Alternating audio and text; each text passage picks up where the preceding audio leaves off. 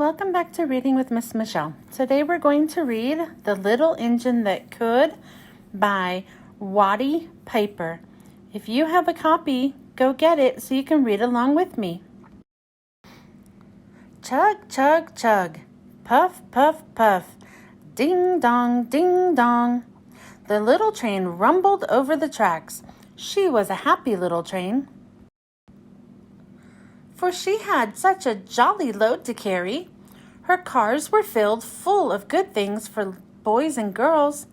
There were toy animals, giraffes with long necks, teddy bears with almost no necks at all, and even a baby elephant. Then there were dolls with blue eyes and yellow curls, dolls with brown eyes and brown bobbed heads, and the funniest little toy clown you ever saw. And there were cars full of toy engines, airplanes, tops, jackknives, picture puzzles, books, and every kind of thing boys or girls could want. But that was not all. Some of the cars were filled with all sorts of good things for boys and girls to eat.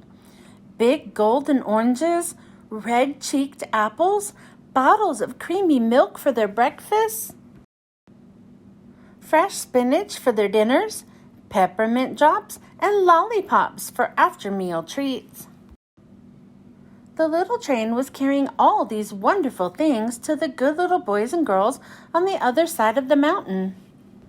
She puffed along merrily. Then all of a sudden she stopped with a jerk. She simply could not go another inch. She tried and she tried, but her wheels would not turn. What were all those good little boys and girls on the other side of the mountain going to do without the wonderful toys to play with and the good food to eat? "Here comes a shiny new engine," said the funny little clown who jumped out of the train. "Let us ask him to help us." So all the dolls and toys cried out together.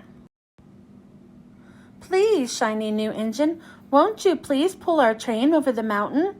Our engine has broken down, and the boys and girls on the other side won't have any toys to play with or good food to eat unless you help us."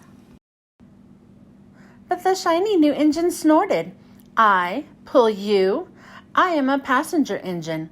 I have just carried a fine big train over the mountain with more cars than you ever dreamed of. My train had sleeping cars with comfortable berths, a dining car where waiters bring whatever hungry people want to eat, and parlor cars in which people sit in soft armchairs and look out of the big plate glass windows. I pull the likes of you? Indeed not." And off he steamed to the roundhouse where engines live when they are not busy. How sad the little train and all the dolls and toys felt.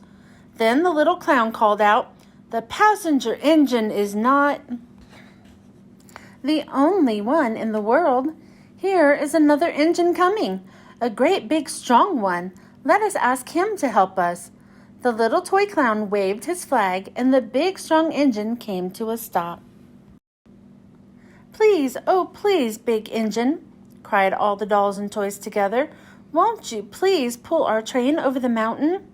Our engine has broken down, and the good little boys and girls on the other side won't have any toys to play with or good food to eat unless you help us." But the big strong engine bellowed, "I am a freight engine. I have just pulled a big train loaded with big machines over the mountain. These machines print books and newspapers for the grown-ups to read. I am a very important engine indeed. I won't pull the likes of you."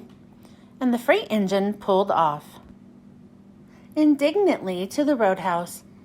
The little train and all the dolls and toys were very sad. "Cheer up," cried the little toy clown. "The freight engine is not the only one in the world. Here comes another. He looks very old and tired, but our train is so little, perhaps he can help us. So the little toy clown waved his flag, and the dingy, rusty old engine stopped. "Please, kind engine," cried all the dolls and toys together, "won't you please pull our train over the mountain? Our engine has broken down, and the little boys and girls on the other side won't have any toys to play with or good food to eat unless you help us." But the rusty old engine sighed, "I am so tired. I must rest my weary wheels. I cannot pull even so little a train as yours over the mountain. I cannot, I cannot, I cannot." And off he rumbled to the roundhouse, chugging, "I cannot, I cannot, I cannot." Then, indeed, the little train was very, very sad, and the dolls and toys were ready to cry. But the little clown called out, "Here is another engine coming, a blue engine, a very little one. Maybe she will help us." The very little engine came chugging merrily along. When she saw the toy clown's flag, she stopped quickly. "What is the matter, my friends?" she asked kindly. "Oh, little blue engine," cried the dolls and toys, "will you pull us over the mountain? Our engine has broken down, and the good boys and girls on the other side won't have any toys to play with or good food to eat unless you help us. Please, please help us, little blue engine." "I'm not very big," said the little blue engine. "They use me only for switching trains in the yard. I have never been over the mountain." "But we must get over the mountain before the children awake," said all the dolls and the toys. The very little engine looked up and saw the tears in the dolls' eyes, and she thought of the good little boys and girls on the other side of the mountain who would not have any toys or good food unless she helped. Then she said, "I think I can, I think I can, I think I can." And she hitched herself to the little train. She tugged and pulled and pulled and tugged, and slowly, they started off. The toy clown jumped aboard, and all the dolls and the toy animals began to smile and cheer. Puff, puff, chug, chug went the little blue engine.